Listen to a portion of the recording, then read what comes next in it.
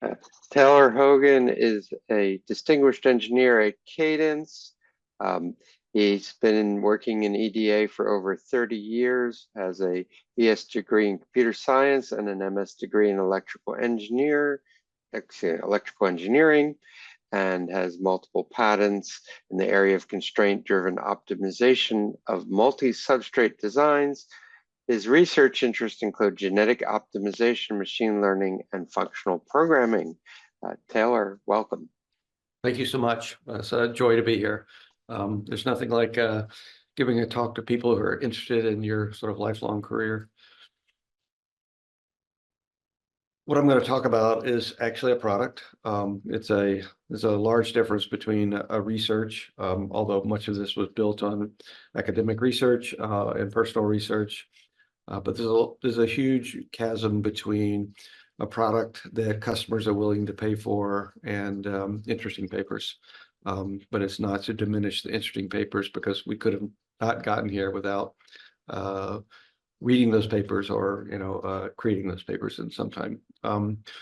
The idea was born about 4 years ago in Cadence. We won a contract from DARPA for no human in the loop printed circuit board design. Basically, we take in the collateral that would normally be done for printed circuit board design. So a net list and constraints, where you're going to manufacture this, and what gets generated in some amount of time is a printed circuit board that could be manufactured and meets all electrical and thermal requirements. So that's the goal. It's been a journey. We're not there yet, but I think we've added quite a significant value to the printed circuit board flow. We could not have done this without using AI or ML.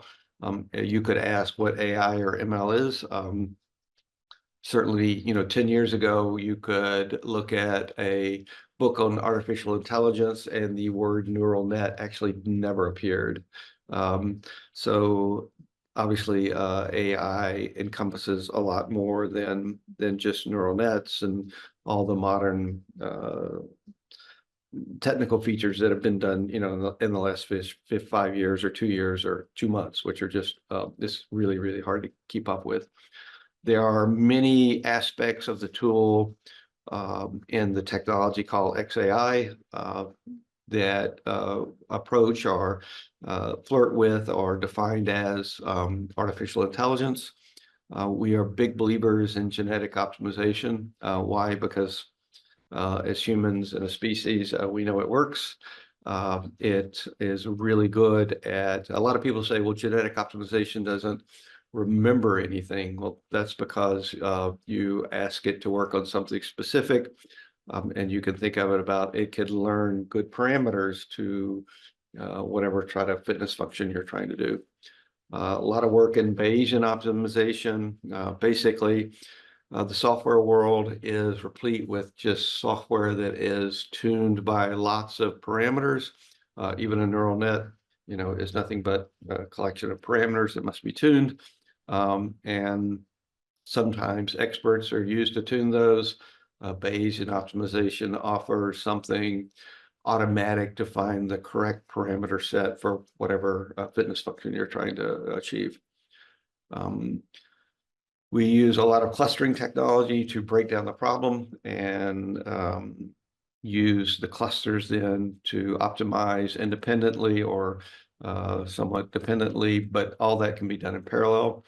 We were quite moved by the research at AlphaGo, and much of the sort of genesis of what we're doing came from those papers and Monte Carlo tree search. So there's lots of applications of AI and ML in the tool. I'm not going to talk about any of those. All this is patented, and you're welcome to read patents. We have a white paper. But what I'm going to talk about is a bit like the last talk, using convolutional neural networks as a proxy for something that takes a really long time. So wouldn't it be wonderful if routing a design was 0 time, and I could just generate lots of different placements and then use my 0 time router to understand how good that placement was? Well, that's not the real world. Routers take hours, if not days. But what we've done is developed a neural network that can take a placement and infer what the probability of successful routing on that. And we've taken it a bit further, and I'll get into details of that. Again, lots of different uses of machine learning AI in the tool. One of the features of our tool is it doesn't run on your laptop. It only runs on AWS. So theoretically, we have close to infinite resources to solve a problem. And I'm always telling my team, don't think about one processor, think about 1,000 processors or 100,000 processors. If you don't know which model to use, just use them all and use them all in parallel. It's really cheap, somewhat, if you remember to turn off the nodes. So we're just big believers in hyper-parallelism when searching through the solution space. I did talk about, and I'm going to talk deeply about, a convolutional neural network for predicting something that's very hard to do, which is routing a design. And as we're going to talk about, if I can build a CNN to detect the difference between a cat and a dog, I can certainly predict one to say this is routable or not routable. We do use a lot of classic EDA technology like conjugate gradient descent, which is force-based placement. We're big believers in genetic optimization. That's sort of central to our pathfinding search. And we talked about clustering. We use traditional k-means or spectral clustering to break up the design such that the individual clusters can be parallelized and optimized. One of the things you have to think about is, which strategy I'm going to use. If you're, a big believer in AI, am I going to follow what humans have done and try to learn, from their designs, what they have done and mimic that? That's an interesting strategy. The problem with that is, which manual designs does one choose? Which, design is better? And it also has the problem of access to those designs. We can only legally train models on open source designs, where NVIDIA is not going to give us our design to go and train a model on. So we have to use it on open source designs. But the benefit there is that Cadence itself creates lots of PCBs. We have, system emulation. They're very complex. So we have a wonderful warehouse of designs that we can train, different neural nets on. The other big option, instead of looking at, past designs, is to build neural nets whose fitness function is, and I'm sorry for the noise. So the other way to look at how should I use machine learning is not judge it against human designs, but judge it against physics. So instead of saying, does this placement look like a human design has done previously? Does it meet the rules of physics? Does it meet it thermally? Can I manufacture it? All those things are basically physics-based. They're very defensible. And one of the questions we always get, well, your output doesn't look like something I would have done, but then I can go take it to all the golden simulators, thermal power delivery routers, and say, yes, but it works. And that's a very defensible solution.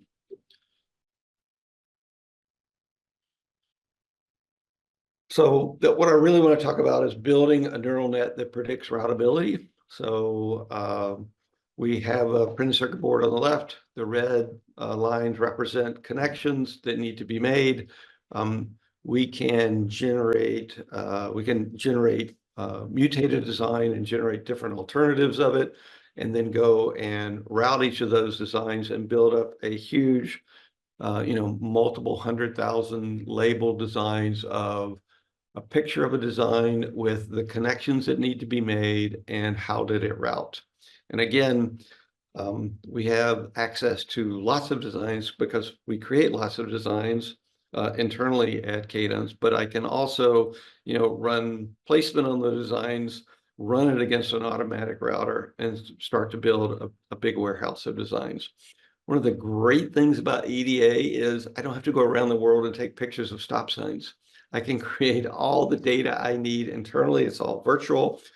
This is not, I'm not like Tesla and have to go take pictures of stop signs and, street maps and road markings. I can create all this virtually, which really eliminates a lot of human, design and building up my models.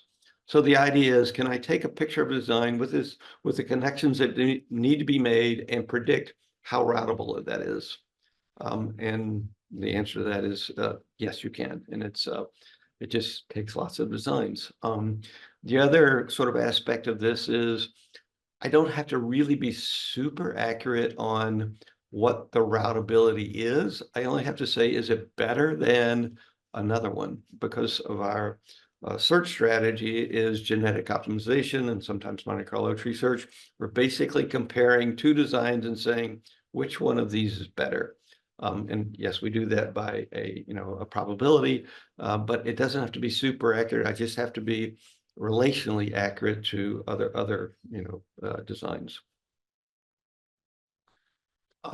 This picture was literally 4 years ago, but I'm not sharing some new data, but we take lots of different variants of designs. We permute those by design rules, by placement, by via sizes, by number of layers. And one design can give me 40,000 designs very easily. And from that, I can generate a large data set to train on. Again, these are just more designs. All of these are open source, or we have from the manufacturer, from the company that you can go train on my design. We haven't gone to the legal quagmire of when you're putting your design into our system, is it okay for us to train on that? We haven't done that because, to be quite frankly, we don't need that. Everyone thinks their design is special. It's actually not. I hate to say that. You just need lots of designs, lots of permutations of designs, and anyone can go to the TI website and look at all their reference designs. And there are other, set manufacturers, and you can download there, thousands of those. And again, you can take away components, you could add components, you could move components to the other side and generate variant designs. And you have a very rich data set now. What you're looking for is, can the network predict the true routability? And you're really looking for, something linear, and the sort of the width of the error you're looking to minimize. With just a few thousand designs, you can get a nice linear correlation. With hundreds of thousands, if not millions of designs, you can start to squeeze the error on that, so that it is certainly good enough to predict, compare the routability of one design versus another. And again, running on AWS with GPUs, inference time is basically almost like refresh rates.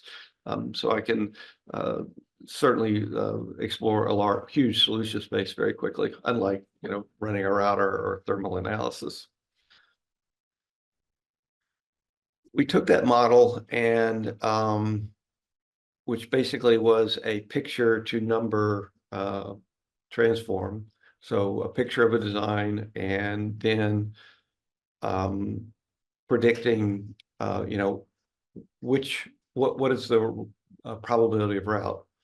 We then trained it on a picture to picture, which was from a picture of the design again, which routes could not make it. And now you have a much more rich set of information, because now you know which piece of the design needs to change.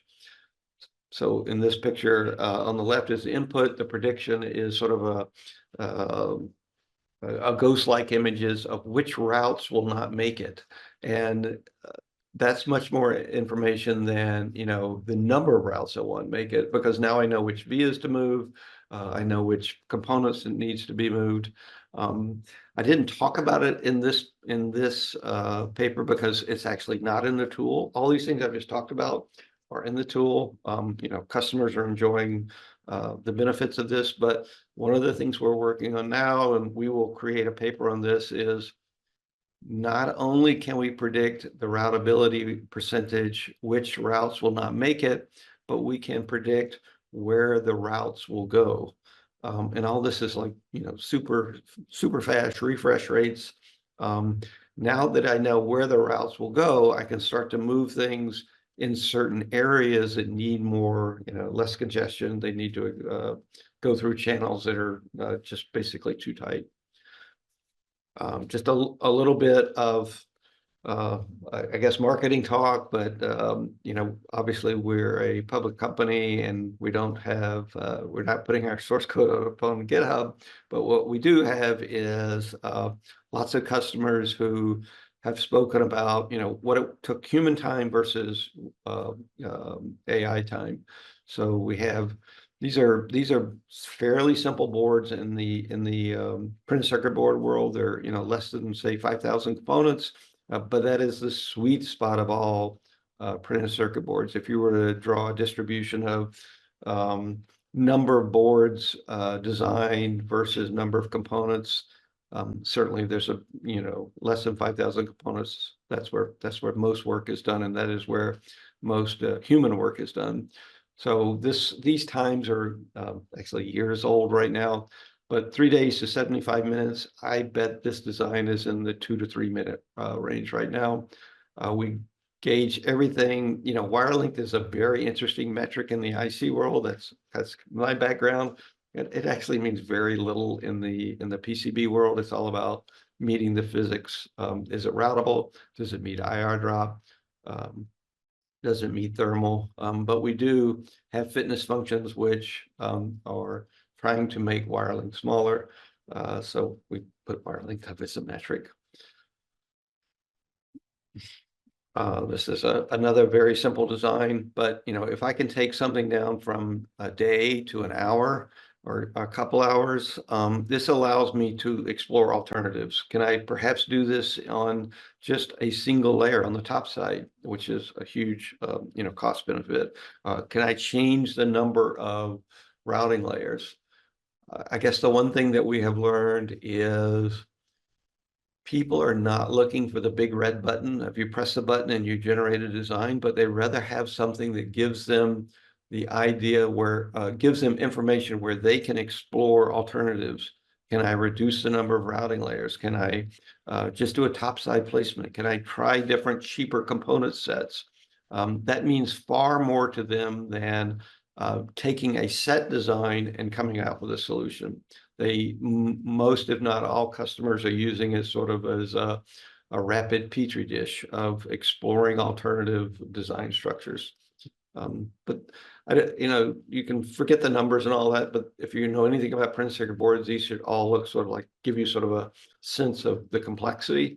By the end of the year, we hope to be adding value to designs that are in the 10,000 component range. And I think right now we definitely add value to, those designs that are in the, hundreds to 5,000 components. That's really what it is. I don't really have much more. I thank everybody that has stayed with us because the early versions of this tool showed brilliance and not so brilliant at many times. So it's been a journey. Thank you. Questions? Yes. So really fascinating, Taylor. You've worked with a lot of customers, and is there really, what's the one question they all have? Or, I mean, is there, because you're taking something that people have been doing for years by hand or with other algorithms, which I'll get to in a minute, but and you're really changing the game here. I mean, do customers all have questions about how it works, or? Yeah, well, first of all, it depends upon who's in the room. If you have printed circuit board designers in the room, there's definitely a question that gets asked. And I get that. If you have, managers or people who are looking at the bottom line, there's another set of questions. But when printed circuit board designers are in there, the question that is always asked is, is it learning what my designs look like? You know, can I show it my designs? Because my designs are special, and we're all human and we all think we're very special. And you know, many of us are, I guess. But you know, the truthful answer is no, it is not learning on your designs, as it were. Just like GPT, well, the P stands for pre-trained. This is all pre-trained. And the honest answer is, in printed circuit board designs, everyone is getting their designs manufactured at a certain set of sites. They all have this very similar set of capabilities.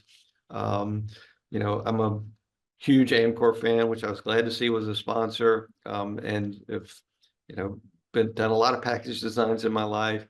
And the interface between the package and the board is what really mediates routability.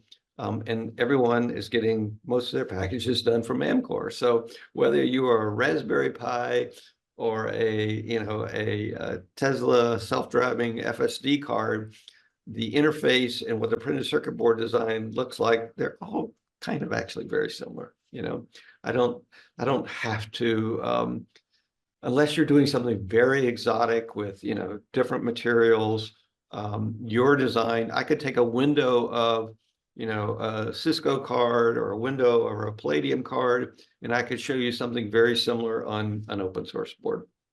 So it is just, I have to make sure the training set, you know, consists of all those things that could potentially be there. Okay. So, and this is an old data point, but that's about 10 years ago. I was involved in a design, non-Manhattan routing, because a lot of test boards are non-Manhattan, more radial. Yep. And we turned the auto router loose on it, and it came back with an answer of 100 layers in the printed circuit board. You know, the human designer came in at 12. Yeah. You know, I'm talking signals, not power and ground, just, you know, signal layers. And so it was really clear that there was a high degree of sensitivity to the routing algorithm, how, you know, the code was written to try to route. And if I assume if it was Manhattan, it would have done a lot better. But, you know, the question here is, there really isn't an algorithm, because you're both shotgunning it by letting it, you know, try a lot of different permutations, and you've got more metrics of success that it's trying to optimize. But is there sensitivities to, you know, both both what you're trying to do and the way you've trained it? Wow, you get really to the heart of the question here. So let's talk about routing and printed circuit board design. There's not a lot of novel work there. There was like 20 years ago, and you know, everybody was using a particular router that was doing really well. And then all of a sudden, people needed, you know, 45-degree routing. They needed timing delays. They needed differential pair routing, and no one kept that router going. So much of the PCB design routing today is done by a human with a mouse and putting in every vertex. I'm sorry, it is a soul-sucking job. It really is. So we are working on routing technology as well. In my mind, what differentiates a good router from a bad router is the via solution. If the vias are there, a nominal router will find a solution. And I can say that because I can take a human routed design, keep the vias, and ask the router to just make the connections between vias, and pretty good routers will do that. But if you ask the router to where the via should go, that's a really, really hard problem. So we've put all of our smarts, machine learning heuristics, whatever you want to call it, into the via solution. The second part of the answer is every router I know today, even ones from, all of EDA, if you set the knobs and, parameters right, it will route and it'll do a wonderful job, but you don't have time enough to tune all these things. Well, that's where things like Bayesian optimization comes in, that you give a design and it can explore how all these parameters should be set so that that design and subsequent designs, can be done. And the third part of the answer, which is these are all sort of a cloud of answers, maybe not as specific as you were looking for, is yes, we have a placement, we run our router on it, and we get an answer and we train on that. Well, guess what? The router improves every week, and now it's all out of sync. So you have to retrain the network, and now retraining the network, unfortunately, is measured in days, if not weeks. It's just that hard. So we are substituting people time and salaries for computer time. That's where I see, unfortunately, see it going. There will be more money spent on compute time than on salaries. Right, right. And so the trick is how do you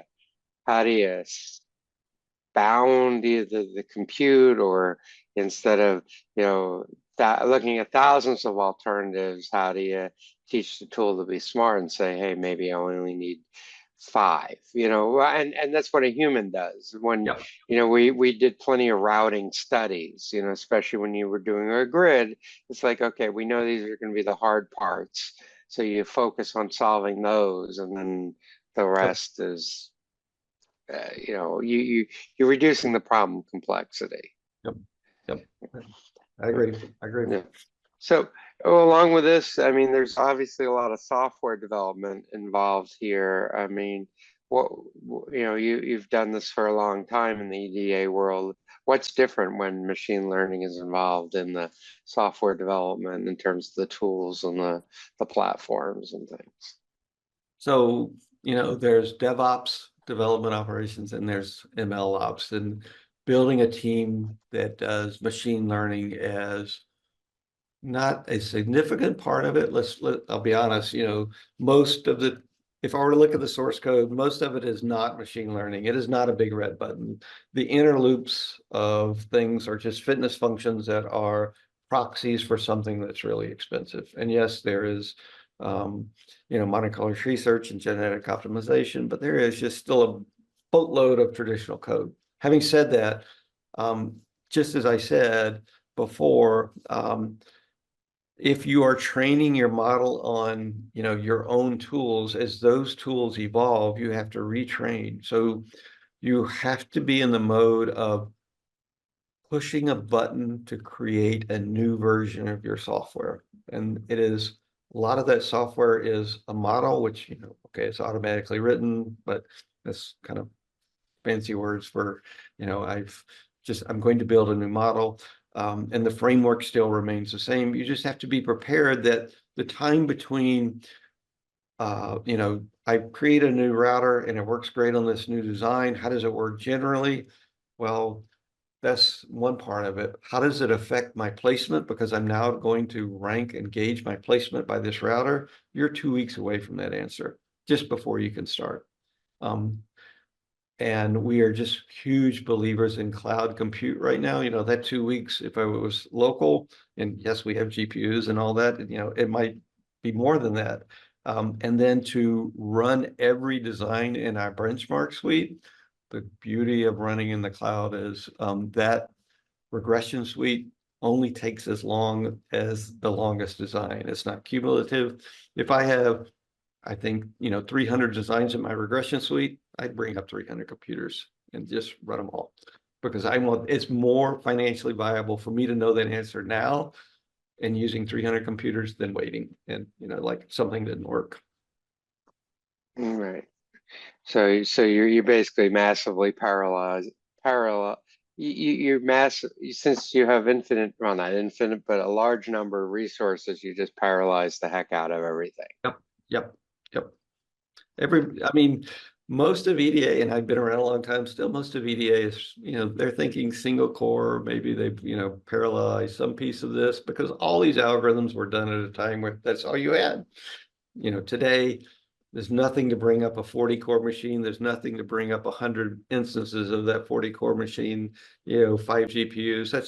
It's all very doable. It's all very easy, but you have to rethink the way you build and test software. Good. Makes sense. And you've tried a large number. You've looked at a large number of designs or design requirements in your benchmarking of the development of these tools. Is there anything that has flat out not worked? Well, technically, there have been a lot of things. A lot of missteps technically. But I think the most interesting thing is not technical, but it's with the customer and the behavior of the customer. You cannot go in and say, we are presenting a tool where you press this button and you get a design, because that's very offensive. It's also very untrue. Rather, we are giving you a tool that can use that, optimizes your time. It's not going to be a push button. You're going to take a result, you're going to lock some things down, you're going to change the rules. You have to work with the human in order to make this, of value. If you go in and say, we don't need all these designers anymore, A, it's a huge lie, and B, you just offend people. And if I really want to move the needle in EDA, and let's face it, EDA is the governing factor of chip and PCB design. If we were 10 times more productive, we would be much further ahead. So my goal is to make EDA more productive, and that, oddly enough, means getting humans on board with your strategy. And you have to say, this is not a big red button. This is an augmentation of your skills. No, but you were talking earlier about the research you did for a government grant, so they wanted a big red button. They did. Or I mean, is they it, have, and for their class of designs, are we there? On some, yes. That your reach should be bigger than your grasp, and we certainly were reaching for the stars, and we still are. Wouldn't it be great, instead of just giving one design back, we gave a huge spectrum of designs back? That's kind of what we're thinking right now. right? Cool. Well, great. I don't see any other questions from the audience, so I thank you very much, Taylor. Thank you. I would like to thank our sponsors once again, ASC and Amcor.